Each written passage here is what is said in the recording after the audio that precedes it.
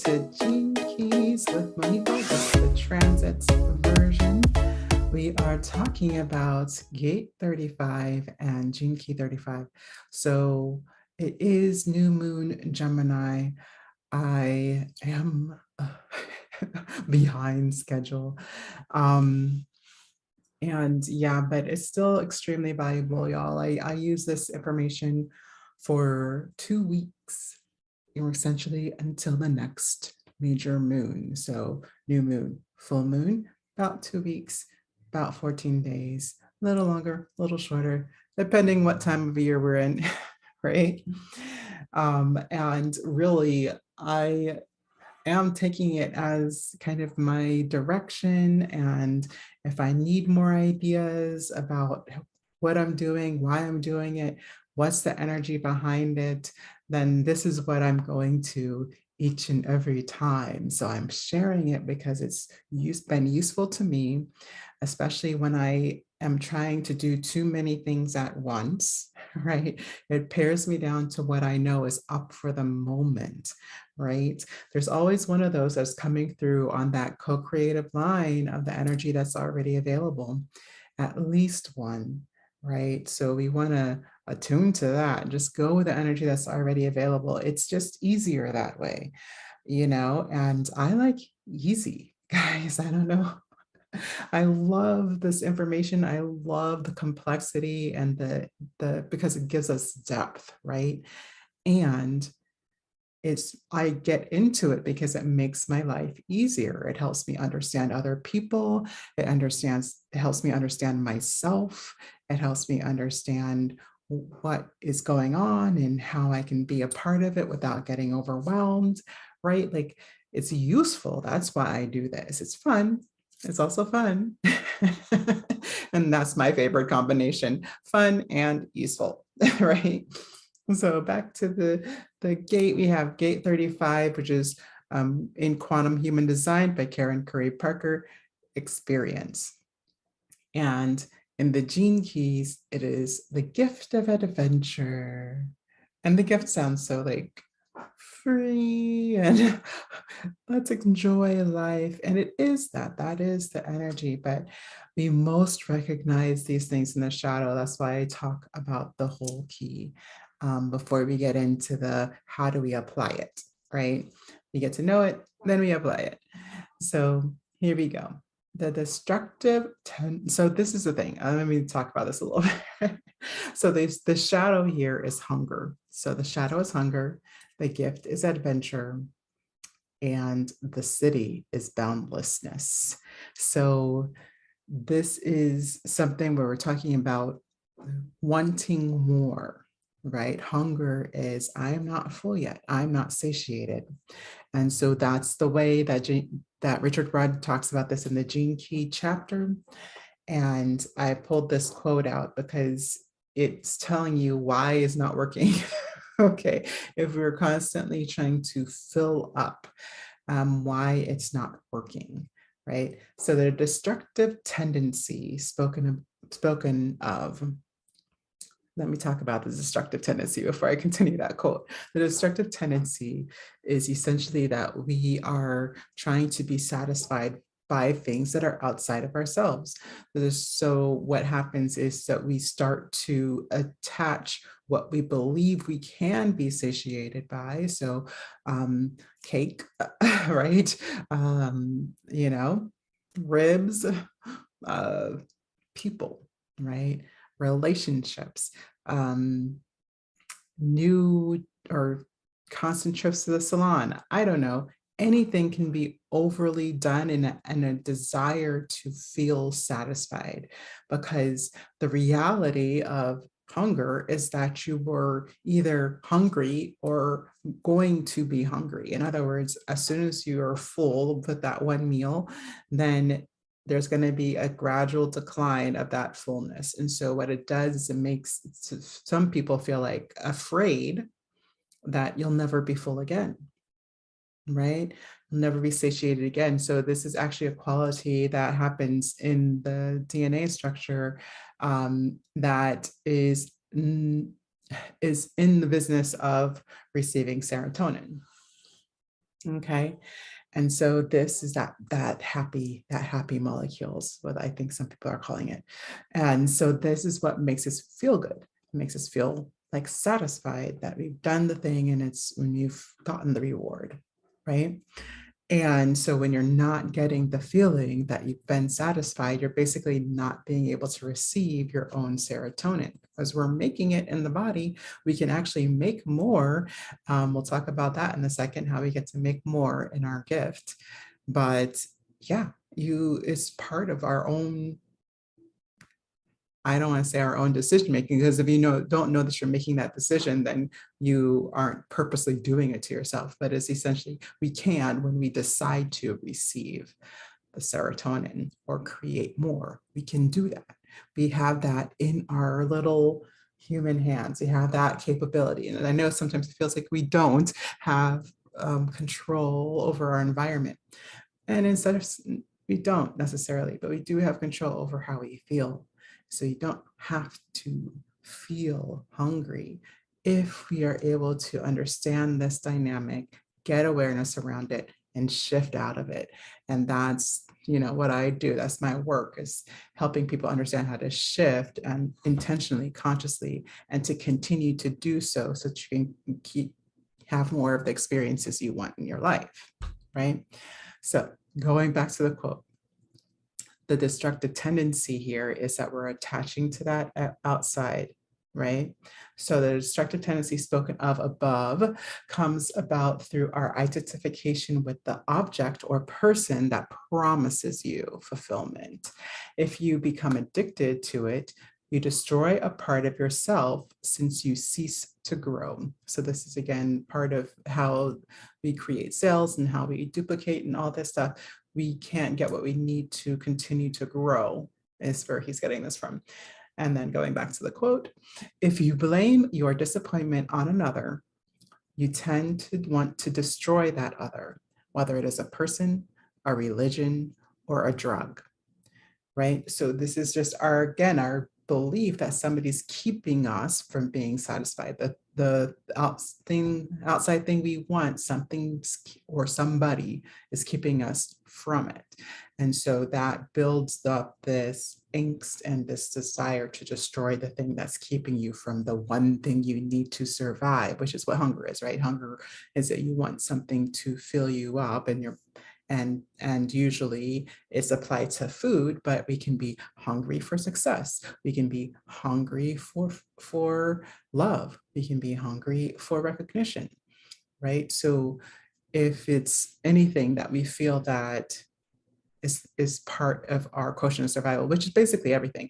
I mean, in some cases, even love, conditional love, if we were talking about, there's only so many words that we can use for that. So for conditional love is actually that need to be satiated. Okay. I was going to go another direction with that, but I forgot where I was going. All right. So what is the base in the fear that you're not going to survive? That's where I was going.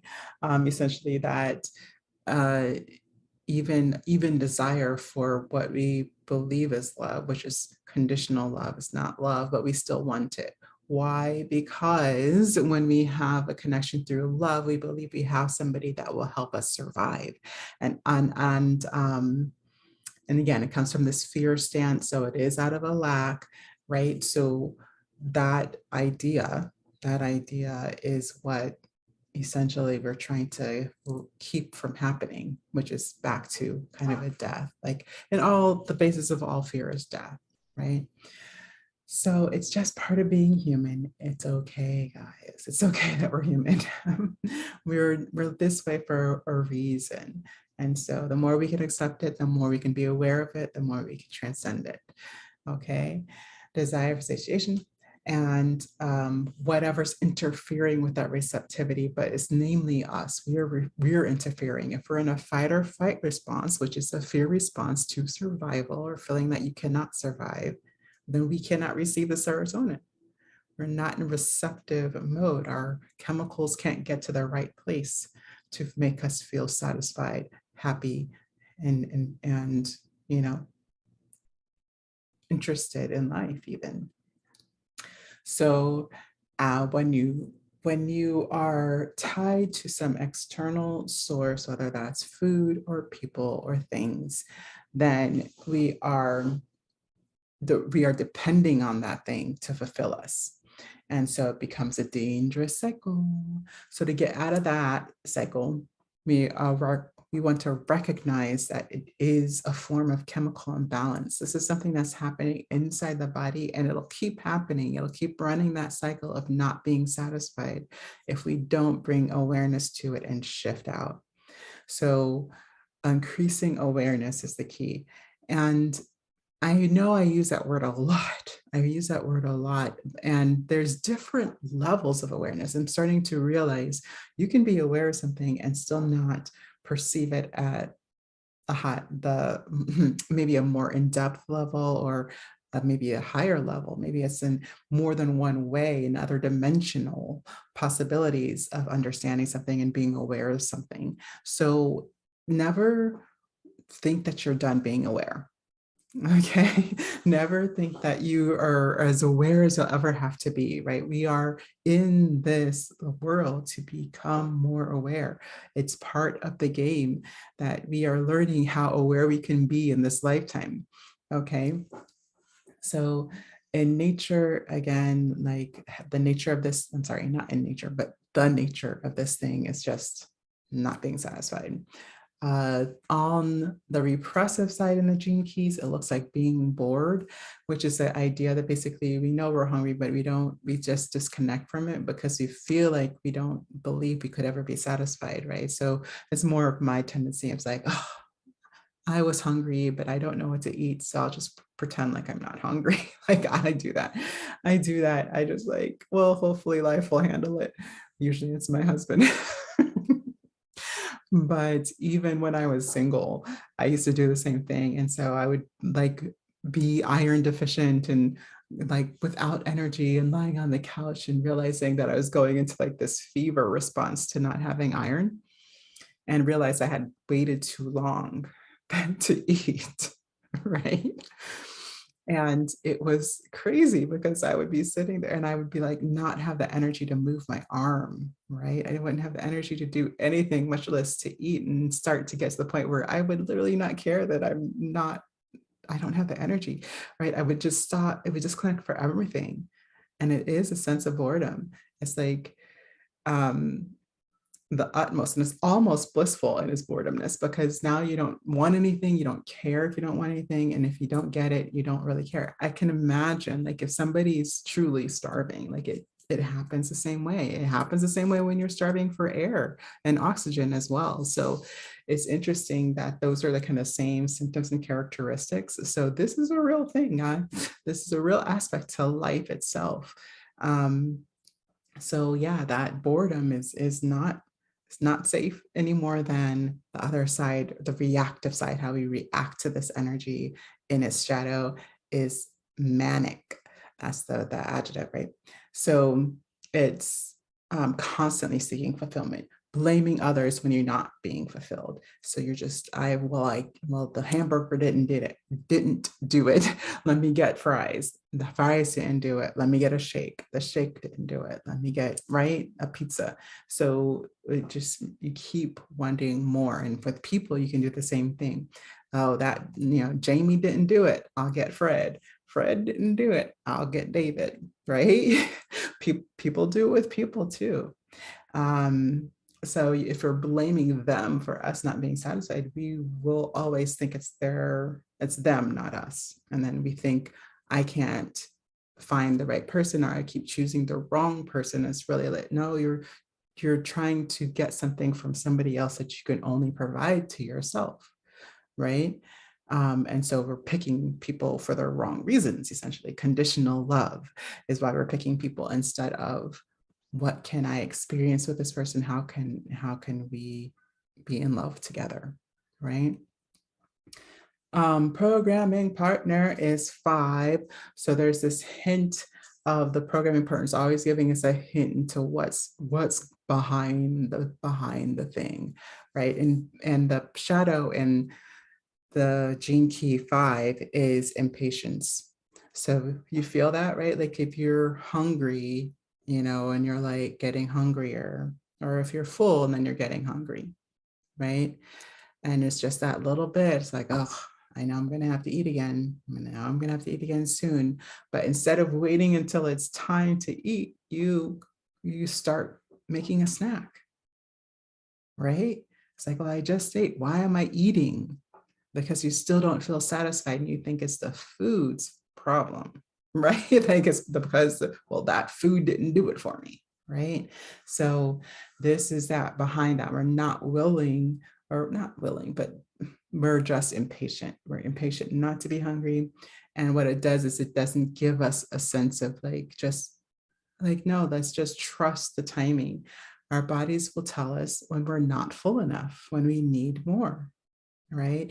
And if we trust that, it's going to put us into a rhythm when we're eating when it's time to eat, instead of just because we know we are going to be hungry again, right?